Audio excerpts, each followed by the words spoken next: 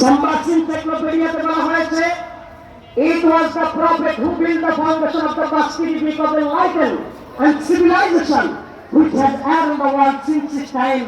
Sambas encyclopedia খ্রিস্টান অমুসলিমরা লিখেছে, তারা বলেছে মুহাম্মদ সাল্লাল্লাহু আলাইহি ওয়াসাল্লাম জ্ঞান আলোকের এবং সভ্যতার এমন একটা বাতি জ্বালিয়ে গেছেন, তার মৃত্যুর 1400 বছর পরও তার জ্বালানো বাতি এখনো অন্ধকার পৃথিবীকে আলো দিয়ে যাচ্ছে।